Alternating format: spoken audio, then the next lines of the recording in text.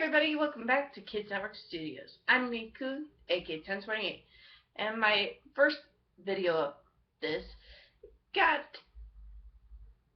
I'd rather not say it, but welcome back anyways.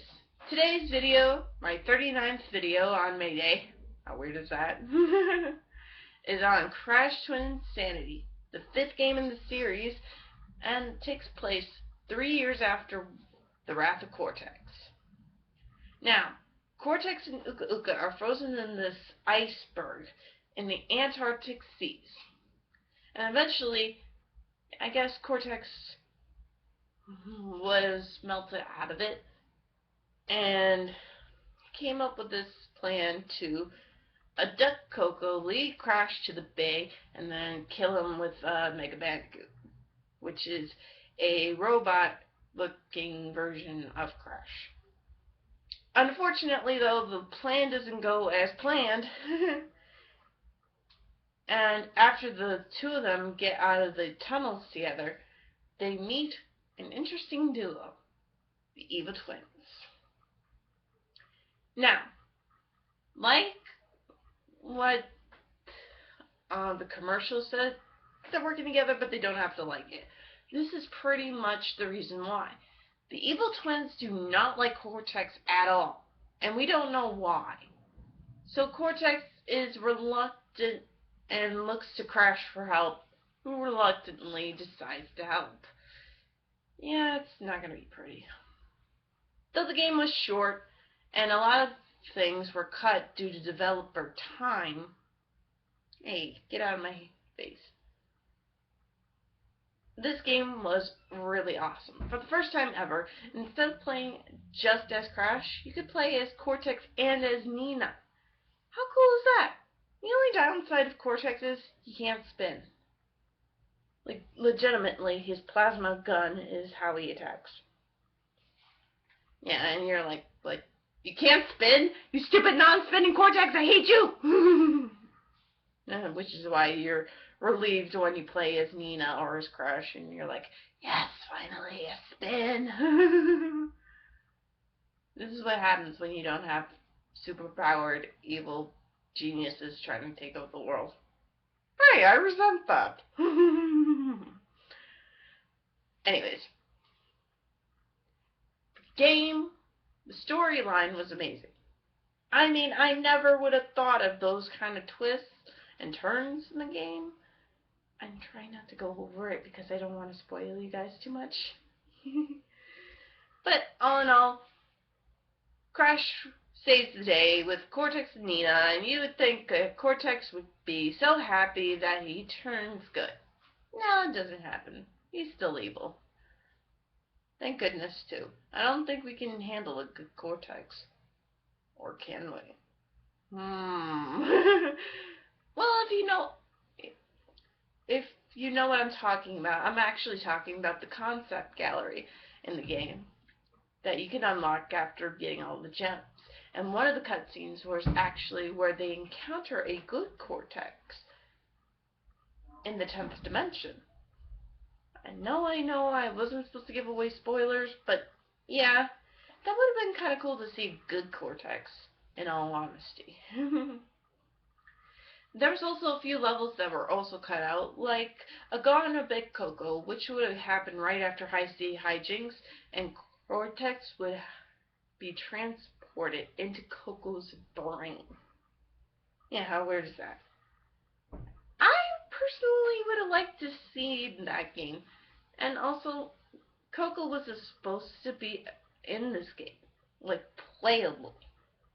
Like she was in 2, 3, and Wrath Cortex, but they decided to go against it. Now that could have been cool. Come on, I would have loved to play as Coco. Seriously.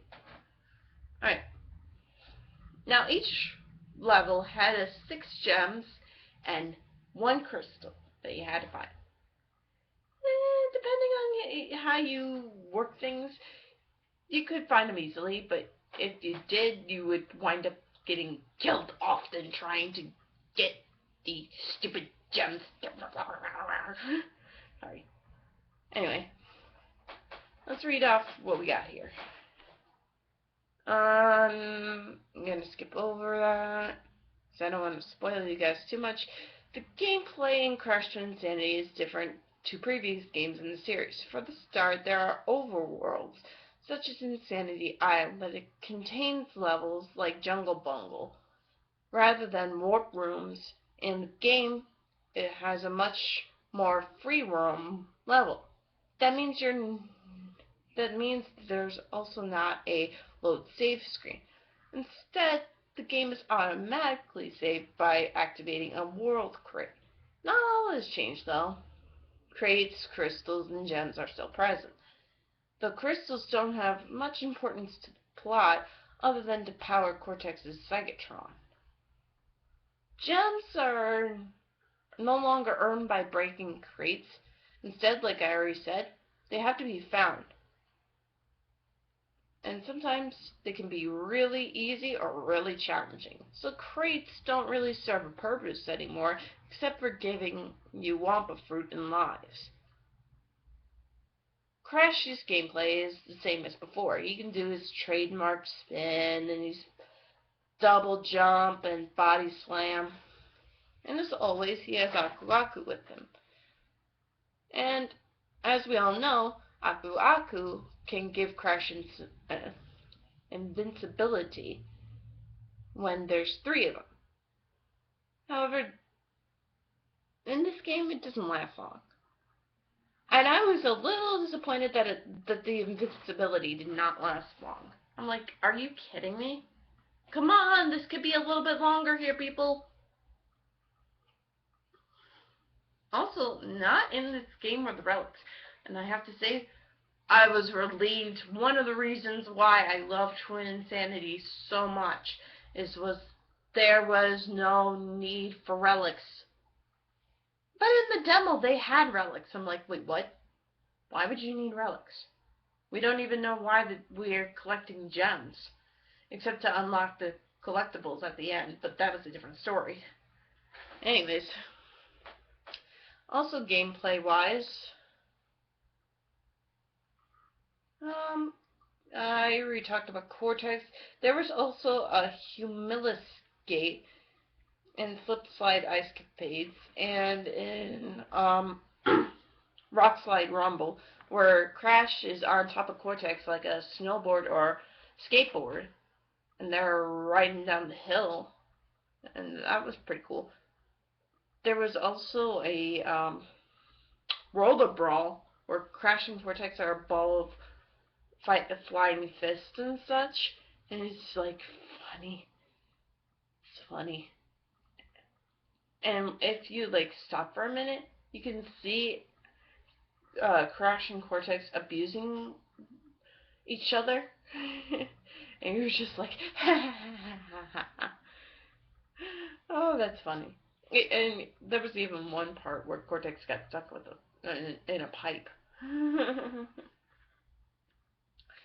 In the demo for this game, the title was known as Crash Bandicoot Twinsanity. The Iceberg Layer Warp Room in the demo can be found in the game via Levitation Hack. This was the first time Cortex was playable, and this was also the first time Nina was playable. Coco was also going to be playable, but she was reduced to a cameo. It's like, are you kidding me?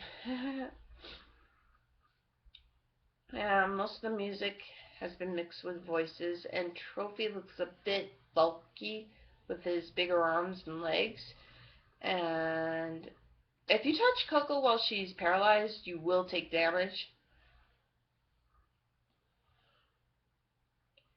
And I already talked about that. This is the first game to feature a movable camera. There's no way to skip the in-game cutscenes, even after they're viewed for the first time. And Cortex does break the fourth wall a lot.